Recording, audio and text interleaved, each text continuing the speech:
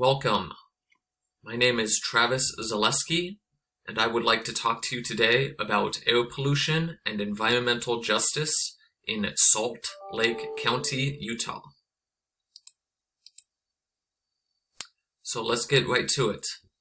The research objective of this analysis was to determine if there is a correlation between air pollution and minority populations across Salt Lake County. The data that I used in this analysis comes from the U.S. Census Community Survey, and the air pollution data comes from the EPA Toxic Release Inventory.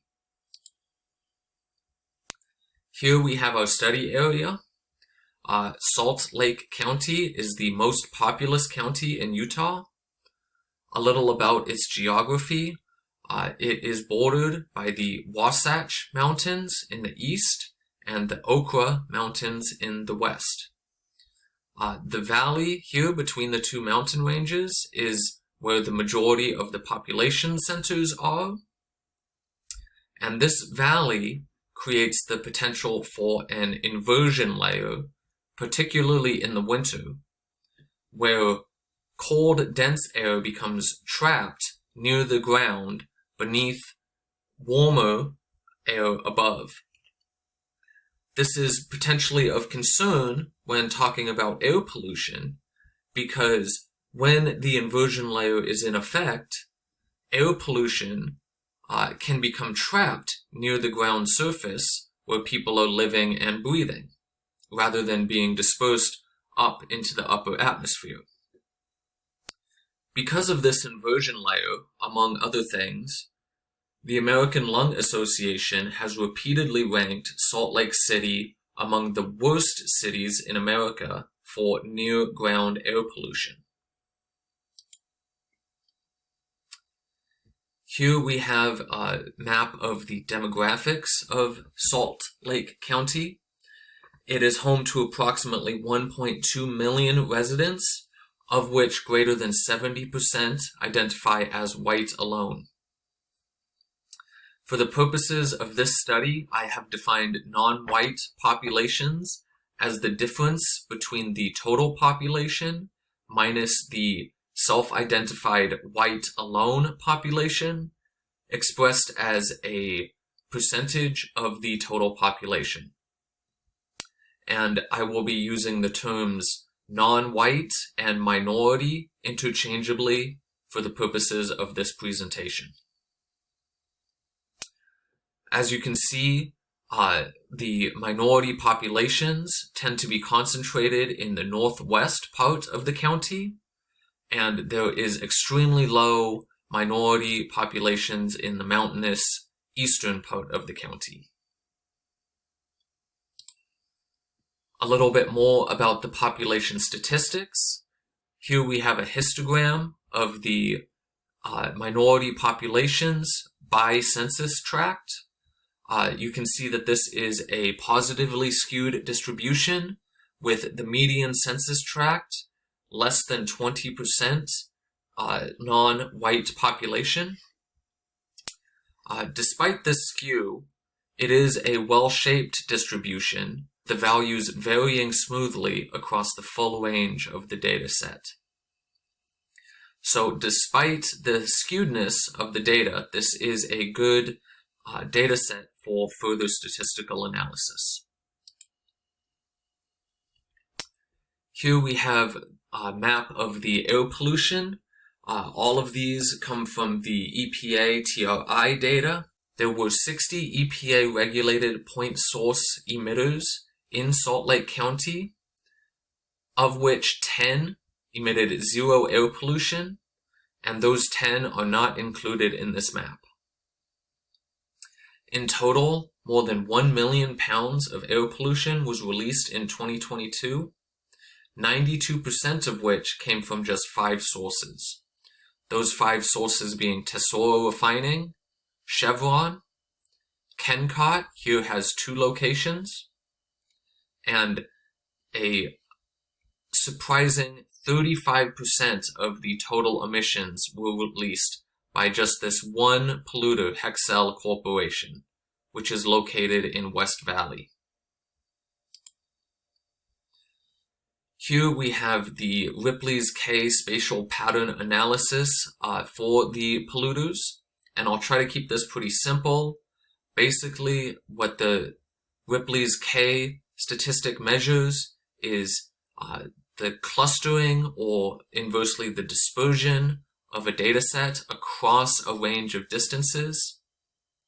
And as you can see, this blue line is indicating that the polluter locations are highly clustered from a range of about 2,000 feet all the way up to approximately 5.6 miles. So it might be logical to assume that clusters of polluters might be associated with higher air pollution levels.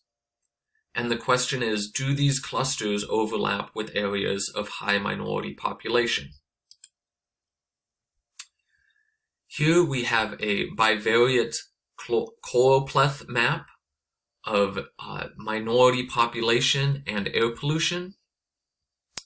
The non-white population is mapped in pink, and the air pollution data in gray. So you can see this off-white color is low minority population, low air pollution, and the purple color would be high air pollution, high minority population. And you can also see the location of all of the air polluters in 2022 on the map as well. So there do exist a couple populations of concern here in northern Salt Lake City, and also here in West Valley. Here is the location of the Hexcel factory, which corresponds to this census tract being particularly high in total air pollution.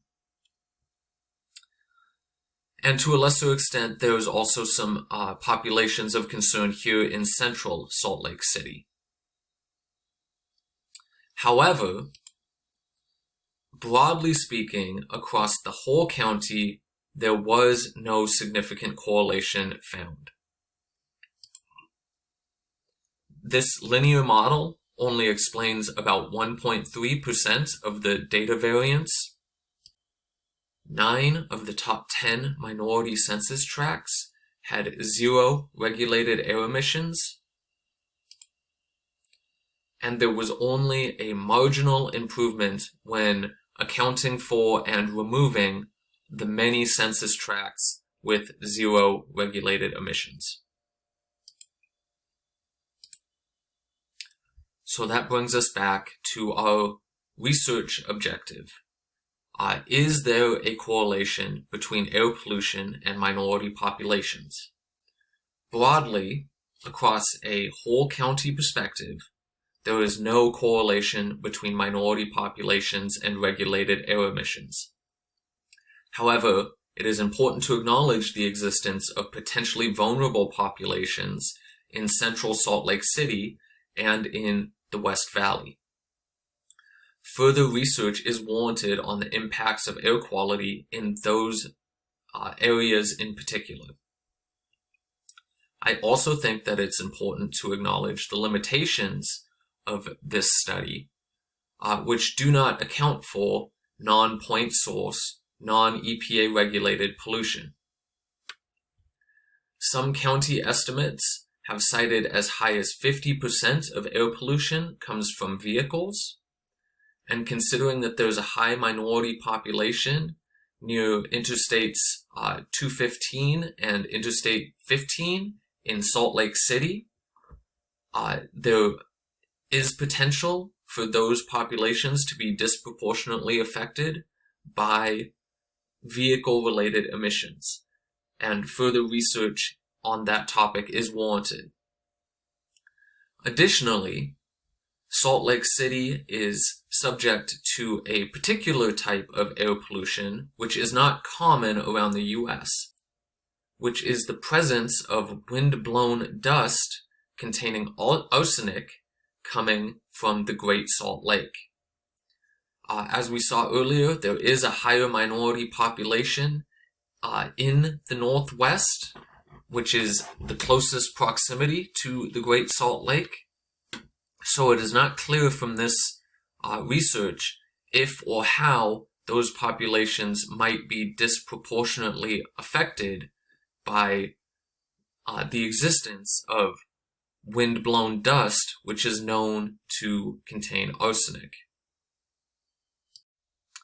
For those that are interested in learning more, I have also created an interactive Tableau dashboard, which further dives into this topic. You can access it either through this link or by scanning the QR code.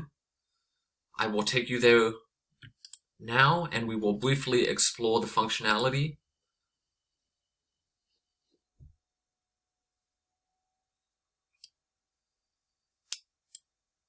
So the first thing that I'd like to point out is the large number of census tracts which had 0 regulated air emissions in 2022. So I'm just going to change this air pollution slider filter to 1 pound minimum, and you can immediately see how many census tracts have been removed from our analysis. So I'll just reset that. You can also explore the population using these sliders, this range slider here. And you can filter the map based on the scatter plot. If there are particular data points which you are interested in exploring, you can see where they lie on the map.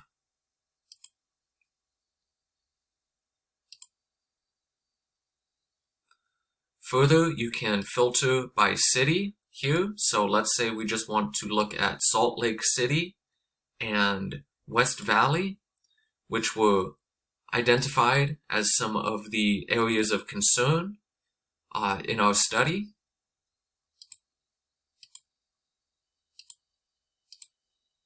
And if you want to learn more about any particular census tract, you can also use the tooltips to get additional details.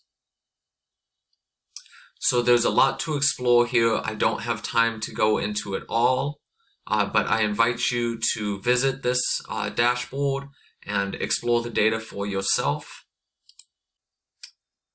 And thank you for attending.